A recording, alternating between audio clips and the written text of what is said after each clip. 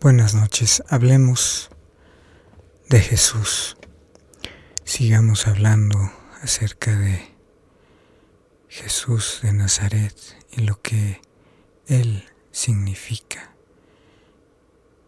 y de quién es Él realmente como maestro. Hablemos acerca de que Él es y fue el que fue formado en el vientre de María en ese entonces y su relación con la formación de las cosas que vemos ahora.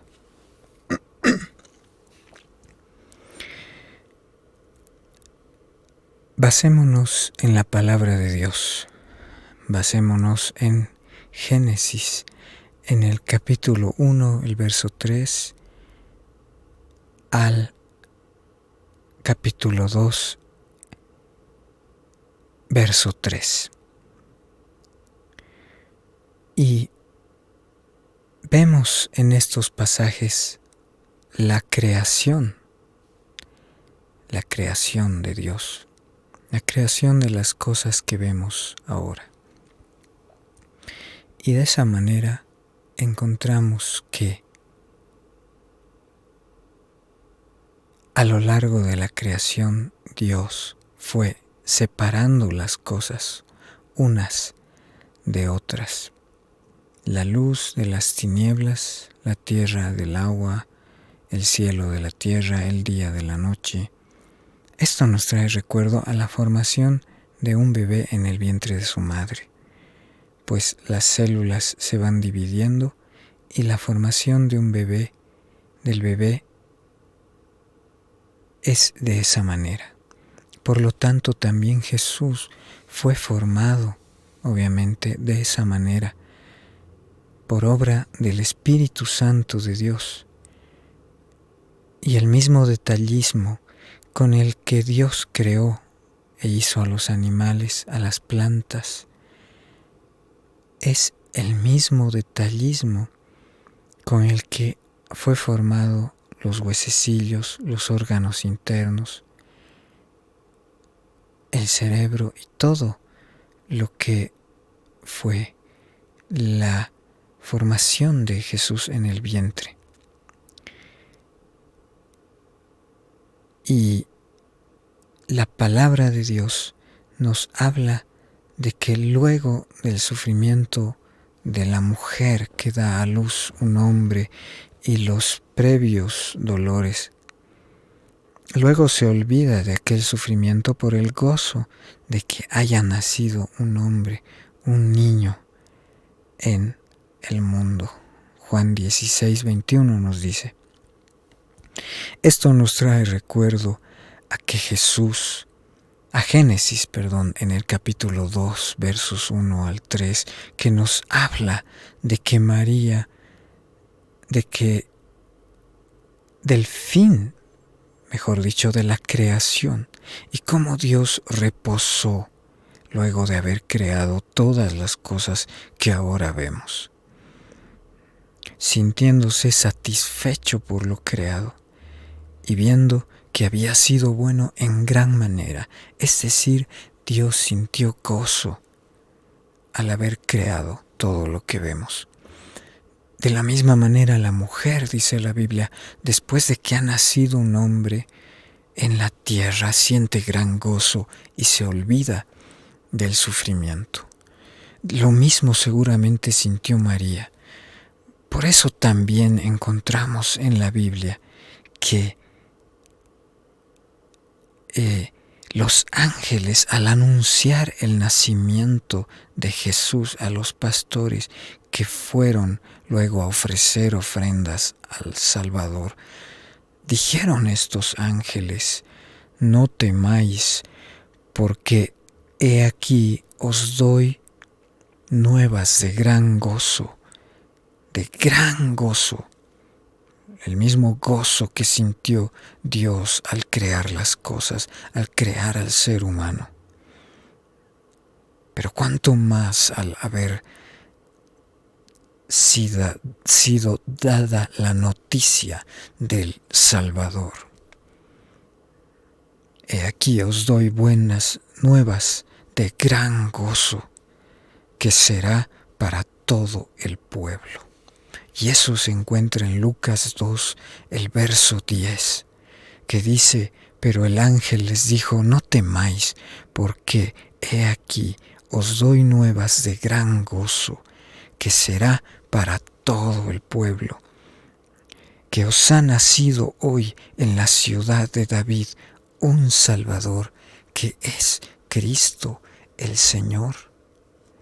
Y de esa manera tú te puedes dar cuenta de lo que habrá sentido realmente María, lo que habrá sentido realmente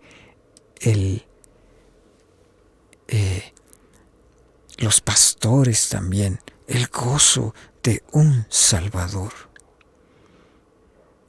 Y ese es el gozo que también Dios sintió al haber creado todas las cosas. Por eso decimos que en Jesús encontramos la mejor enseñanza de la Biblia. Por eso Él es no solo Señor de señores, sino es Maestro de maestros. Y en esta parte encontramos que la formación de Jesús en el vientre de María nos muestra que Jesús es el cumplimiento de todo.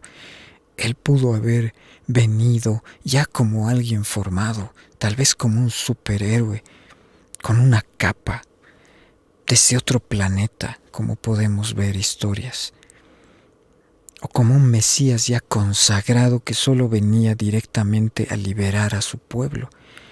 Pero la Biblia tiene el trabajo de relatarnos desde la vida de Jesús en el vientre, aún en su formación. Jesús nos estaba recordando cómo fue creado todo lo que vemos ahora. Es decir, el relato de Jesús mismo, su misma formación nos enseña, nos recuerda cómo fueron creadas todas las cosas. Hablemos ahora de el pecado del hombre y el antídoto elegido por el pecado.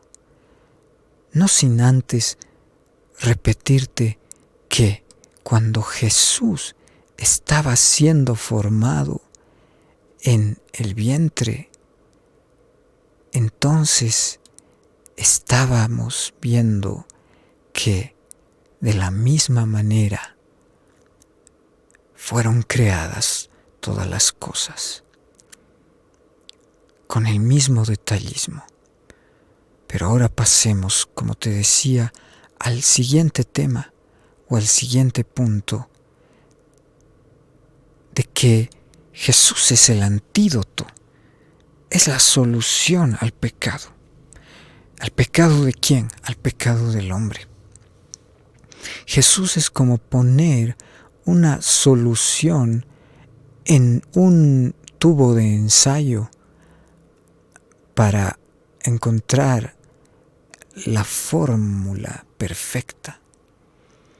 ¿Y cuál es esa gota perfecta? Nada más y nada menos que la sangre de Jesús, que quita el pecado del mundo.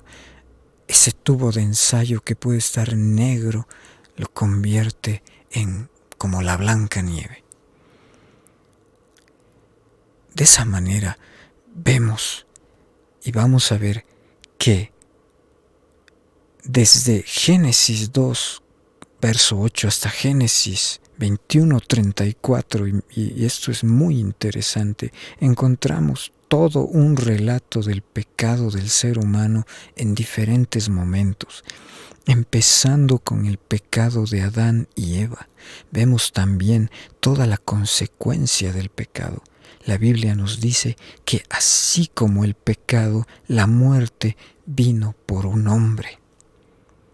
Adán, Eva.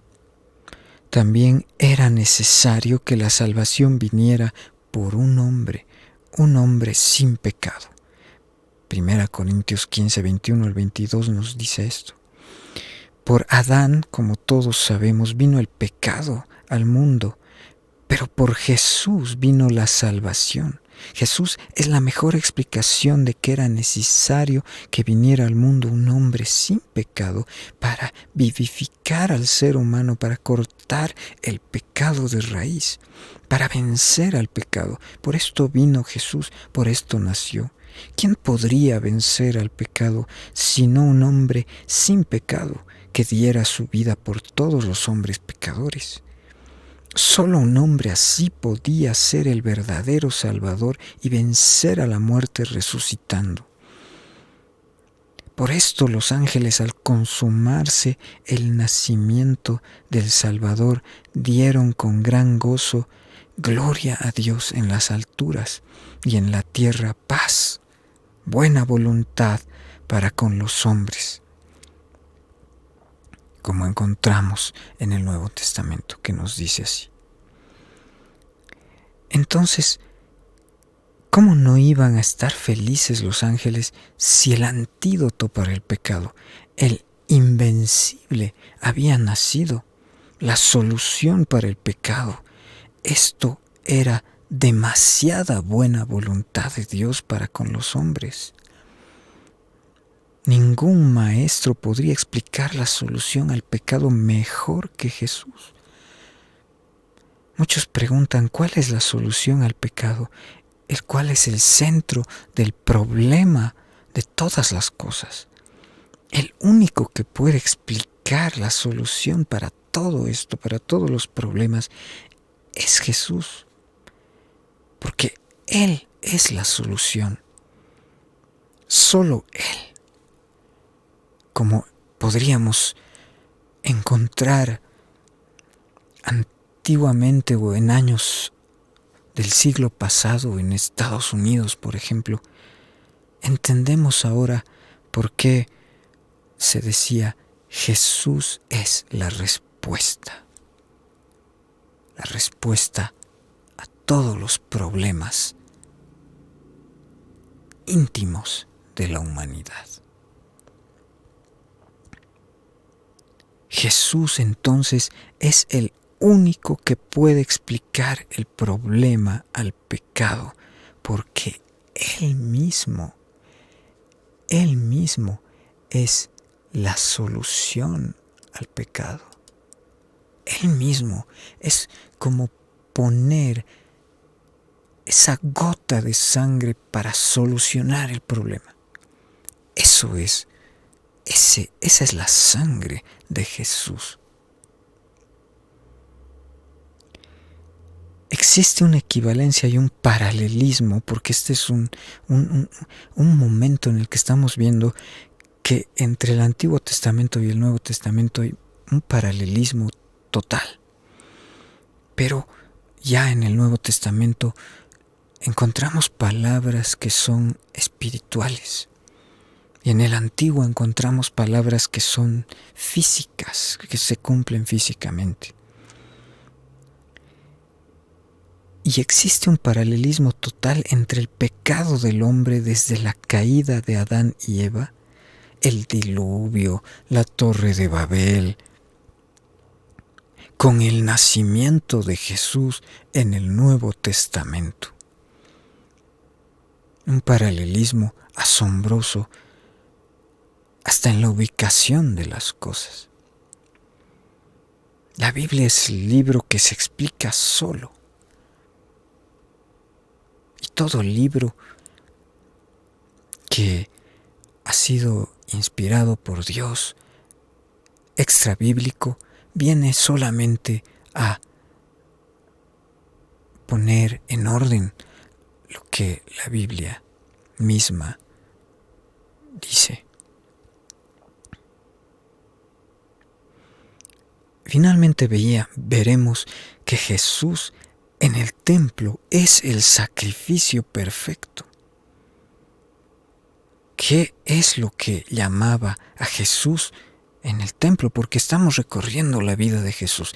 Y entonces luego viene Jesús en el templo, siendo niño, comenzando su juventud, Lucas 2:46. Jesús estuvo en el templo.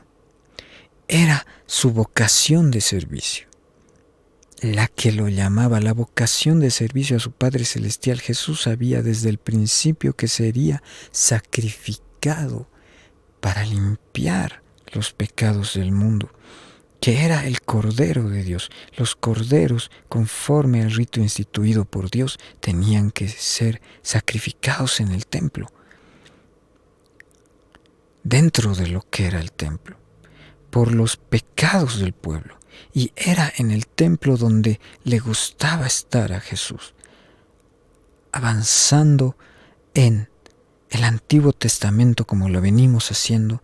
Todo esto nos trae recuerdo a la historia de Abraham e Isaac, finalmente.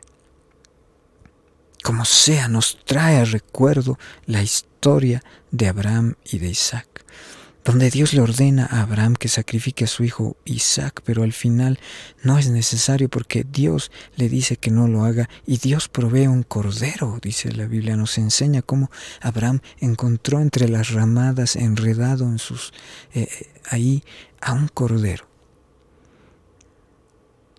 que se encontraba enredado entre los arbustos, el cual es figura de Jesús.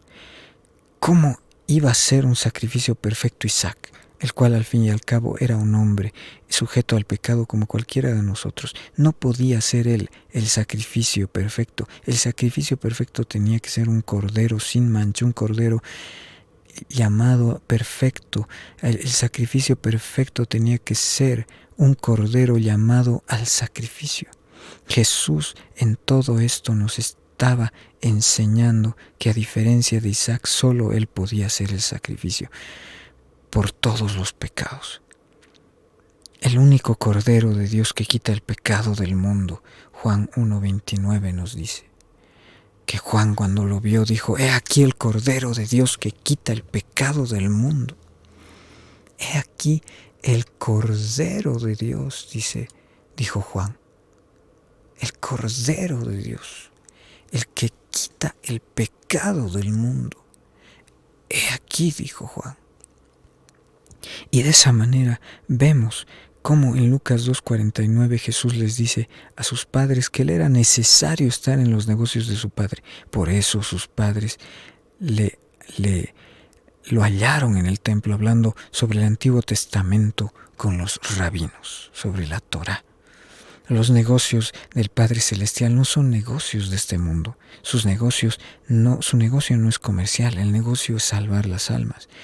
Y las almas solo pueden ser salvadas cuando dejan que la sangre de Jesús, el Cordero sin mancha, que limpia de todo pecado, 1 Juan 1:7, los limpie, los lave de su maldad. Jesús es el único Cordero entonces sin mancha que podía dar su vida por los pecados de la humanidad. Ningún hombre podía hacerlo. Todo esto nos lo enseñó al estar en el templo repetidamente desde su niñez. Él tenía una vocación de servicio, una vocación de servir.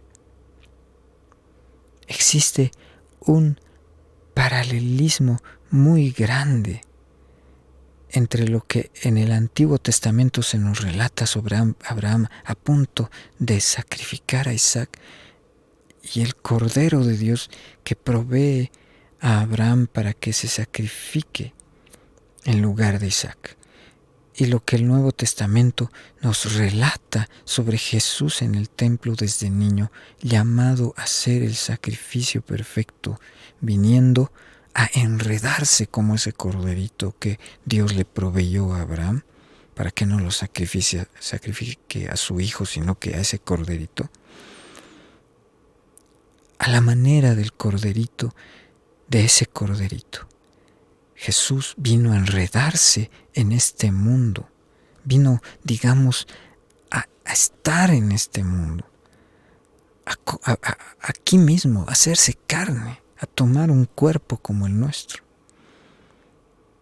tomando forma de hombre, para luego limpiarnos con su sangre. Es el maestro de maestros. Solo estamos viendo lo que dice la Biblia, lo que la Biblia paralelamente nos va enseñando de que Jesús realmente es el Verbo hecho carne, es el maestro inigualable, es el maestro de maestros. Y como siempre decimos, que Dios en Cristo Jesús te siga bendiciendo a través de su palabra y será con nosotros hasta la próxima.